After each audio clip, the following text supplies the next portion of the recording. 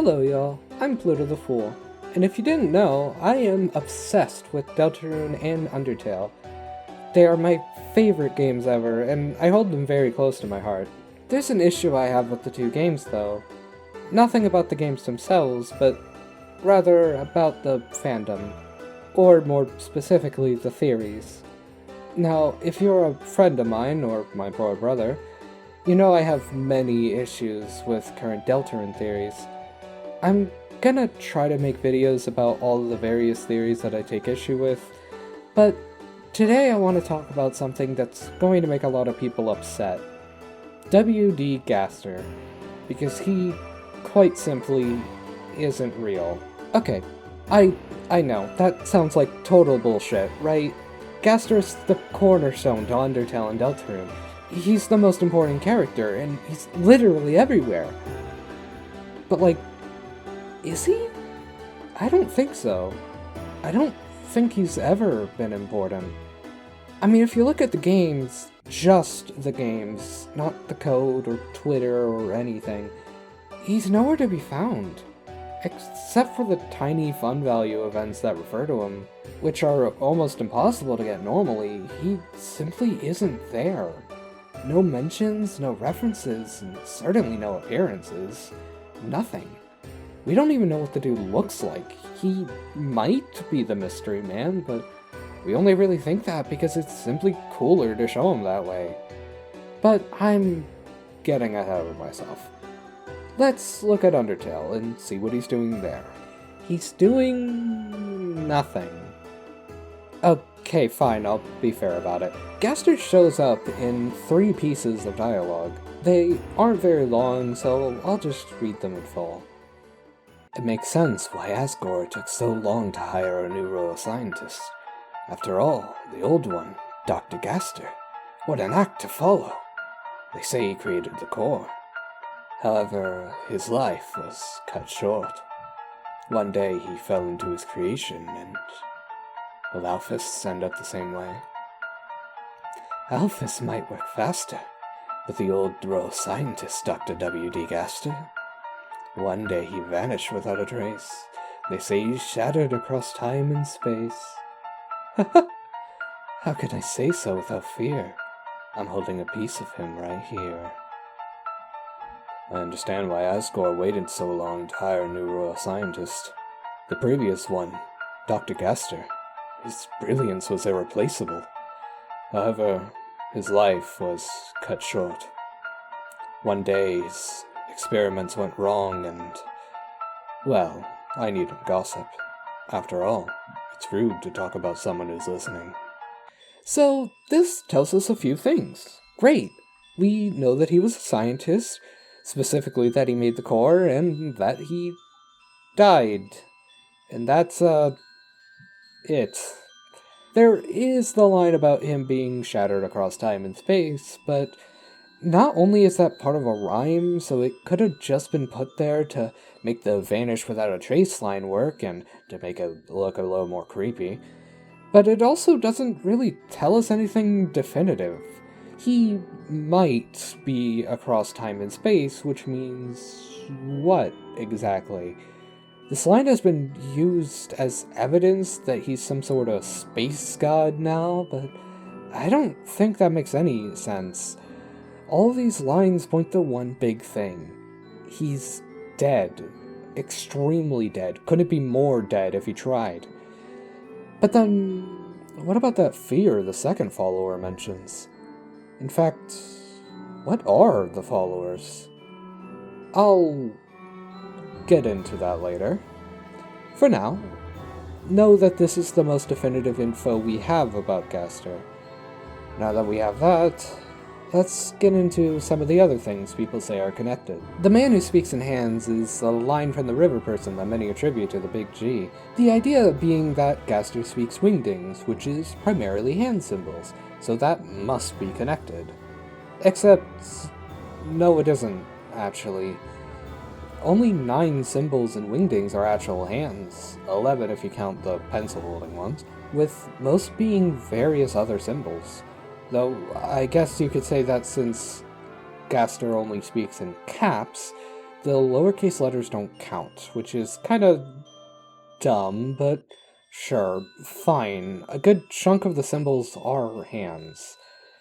So, dear viewer, I ask you, how in the ever-loving fuck is this man speaking in symbols? Are you seriously telling me that this dead old man can speak ASL? Oh, but it's not meant to be that he's literally speaking hands, it's just how he writes. Oh, okay, I get it now. He doesn't speak sign language, he fucking writes in it!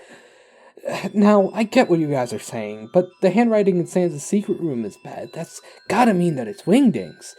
And I'm gonna say this in the nicest way that I can muster. You people only think that that room is related to Gaster because the fandom just Mandela affected Gaster into being Sans' dad, which I'm convinced only served as a way to make Sans more overpowered in whatever fanfic he was put in, which was, of course, all of them. Didn't expect me to call that one out, huh? Back to G-Man. Hi, Editing Pluto here, just to interject a bit, and add something real quick. So, I think Sans' secret room might actually be an Earthbound reference, and the handwriting on the blueprints might be Mr. Saturn's handwriting, because if you look at Mr. Saturn's handwriting in the games in Earthbound, it looks kind of like weird symbols at first, but then if you really look at it, it's just weird handwriting, which is what the flavor text describes. So it would also explain why there's a badge there, which no one really seems to talk about. Everyone just seems to kind of gloss over that as if it's not there, but it is. There is a badge in that room. And it could be the Franklin badge, which is a not like big part of Earthbound, but it's definitely a part of it. It's a recognizable part, I'm pretty sure. The pictures could actually be something else. Maybe it's just Sans with other Earthbound characters for whatever reason, just because it's funny or some shit, I don't know. It could be that Sans and Papyrus come from the capital, as we know that they came from somewhere before they came from Snowdin. I don't think they came from Deltarune, by the way, but I'm not going to get into that. But whatever, I think it maybe it's that, like, these are his friends from, like, the capital, where he came from? Maybe he came from the capital? I don't fucking know. The machine could be that thing that's shown in the cover art of Megala's Strike Back. I don't know, it kind of looks similar. Anyway, yep, that's it. I just wanted to mention that. So, back to the video. The wrong number song. No, just no. That gag, it's just a gag that happens to lose the letter G. I'm not talking about this one. You know what? No, let's just get the good part over with. Entry number 17. Dark, I'm not reading the whole thing. That damn speech has been burned into everyone's head by now. It talks about photons and darkness and all that stuff, but I don't care. You want to know why? Because this room, this entry, this speech that no one stops talking about doesn't even appear anywhere in the game. That's not to say it appears in a fun event or a console exclusive or a tweet or anything. It is a room that can only be accessed through data mining the game. You cannot get to it normally. And so, due to that, I think we should disregard it entirely. Because as much as people love to do it, Toby Fox clearly doesn't like data miners. The most obvious example of this being ABC123, an audio file directly telling us not to go into the game and share the stuff inside. Therefore, I will not be talking about anything from the files as evidence to any theory, meaning that almost everything people attribute to Gaster is out the window, as most of the things people connect to him are in the files rather than the actual game. Now, let's get into a much more heated topic. Deltarune. You know, the thing this video is about. In Deltarune, he is nowhere. No mention, not in the Dark World, not in the Light World, not even in the files this time. He's somehow less present here than he is in Undertale. So, why do people think he's the cornerstone of this game? Two things. The intro and the tweets. I'll go over the tweets first, as they're the easiest to prove here. The tweets are pretty cryptic, which is presumably based off of the singular, likely cut in non-canon entry 17, Gaster's style. Except it's also Toby's style. Did we ever get that Toby Fox is just kind of weird sometimes? He does weird cryptic shit all the time, this fact even being kinda mentioned in one of the recent newsletters. Quote from Gigi, "I remember a few moments during my initial playthrough when I would message you for insight on how to proceed. You'd always get really intense and respond along the lines of, 'It's your choice.' I felt slightly like a horror movie protagonist." Another kinda small and probably not important thing that Toby Fox said at one point. I know it's not too impactful on this whole thing, but I thought I'd mention it. He directly said tweets aren't canon. Also, the Kickstarter isn't canon, but that doesn't matter. I'm also ignoring the, other thing mentioned here, which I don't think y'all will mind. Anyway, the tweets are not canon, so let's look at the intro to the game. The vessel creator, not the gunner maker as it's said in the code, I'm just going to call it the vessel creator, is a weird sequence, I gotta say. I have my own idea on what it means, but that's not important right now. Let's look at Gaster. Yeah, he's not here. The evidence for him being here is that the entity that talks to us, actually they're talking to Chris, but that's not important right now, is, weird, I guess? He talks formally. Literally, that's it. He kinda maybe talks like Gaster kinda maybe talks. I know the Japanese text shows the connection better, apparently, but I don't speak Japanese, and this game is in English. And if you think it's a good idea to use a foreign translation over the original, just because it fits your theory, go look at Ronnie in Elden Ring and weep at how wrong you are. Okay, I'm sorry, that was mean. Anyway, the other piece of evidence is the song called Another Hymn, which apparently means Gaster, because in the files, look. Another thing that only works if you look into the game files that you aren't supposed to see. People do say that it kind of sounds like Gaster's theme, which it only does because any 4 or 5, in this case, notes that go up and then down at the end is considered a Gaster motif. I also don't hear it at all. I know other people seem to, and I know even Andrew Cunningham made a whole video and mentioned how it's very clearly connected and how they're basically the same thing, but I don't know. I've been doing music for a while, and I like to think that I'm pretty talented in hearing leitmotifs and stuff like that, and I do not hear it at all. Like, I hear that they're both creepy. This isn't in the script, I just wanted to mention this. I do not hear this leitmotif whatsoever.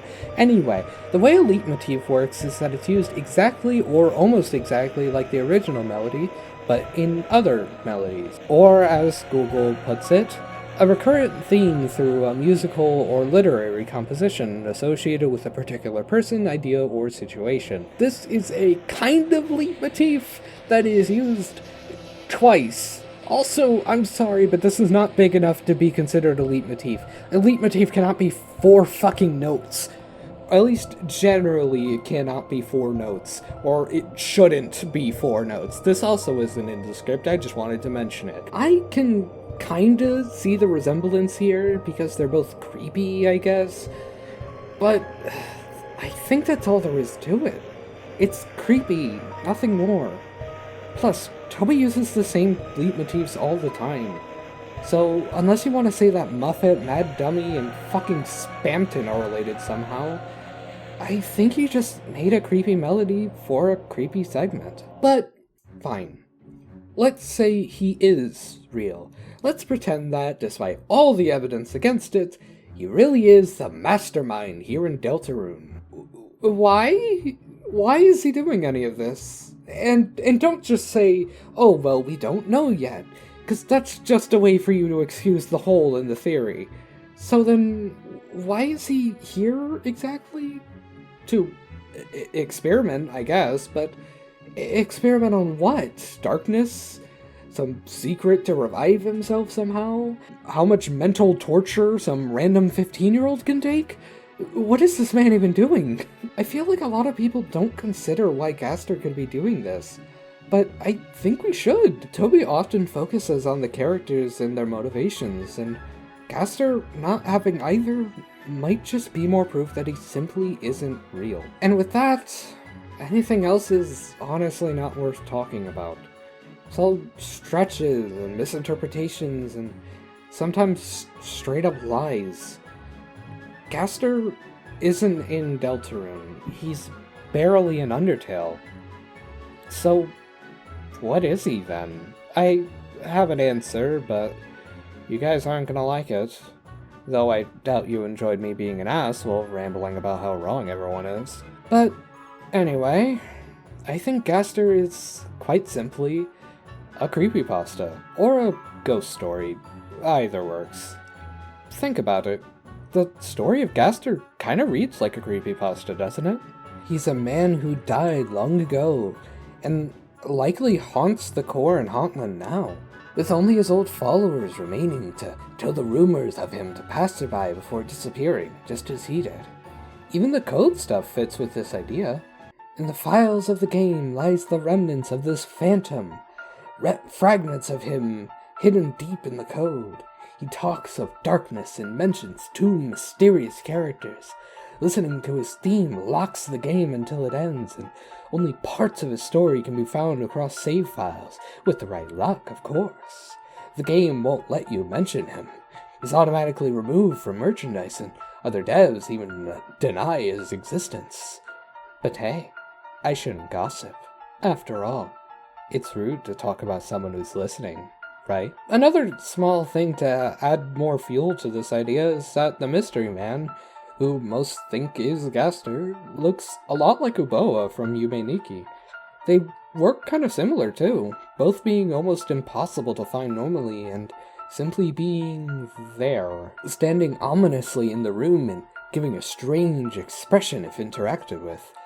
Although Uboa doesn't disappear, I think the connection makes a bit of sense, especially when you remember that an edited Uboa sprite was used in the Halloween hack as well. Gaster being a creepypasta trope would basically explain all of his mysteries, without the need to make these big stretches, along with it fitting pretty cleanly within Undertale's many, many tropes.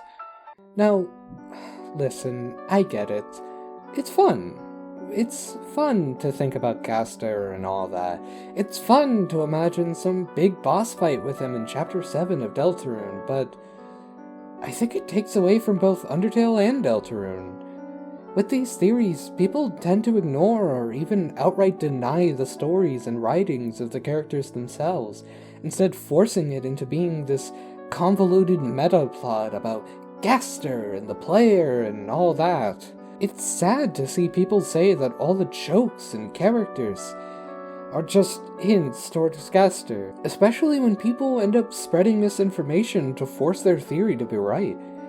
It's especially bad when others take that misinformation and use it in their own theories, assuming that it's true. Every time I see these people getting these wonderful characters wrong, I can't help but be upset. It's infuriating. Gaster has been so ingrained into the fandom's mind that people just assume that he's this super important character, to the point where people mention him like it's some obvious thing that everyone knows by now. It's clearly Gaster, who else would it be? Gaster is obviously a part of this. Stuff like that. He isn't important. He isn't the mastermind behind these games. He isn't real. I know no one will agree with me. Why would you? I'm just some random girl rambling about something that most people assume to be set in stone. I don't need y'all to believe me or agree with me. I just need y'all to listen to a new idea. Something that everyone else isn't saying. Something different. I hope to make more videos like this in the future.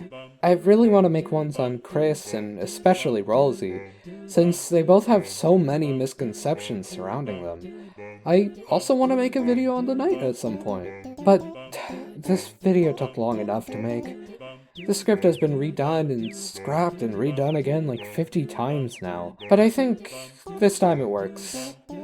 Even if it's just me rambling. I do want to mention, by the way, if any of you have some counter evidence, I am willing to hear it. A big thing that I see with a lot of larger Deltarune theorists is that they simply won't reply to any sort of criticism about their theories, no matter how right the criticism is.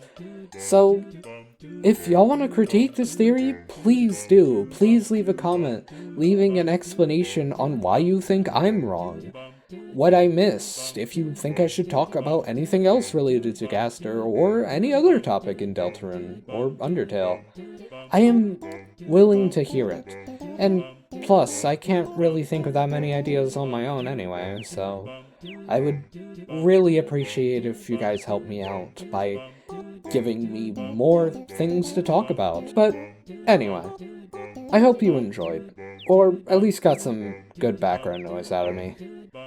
See you next time.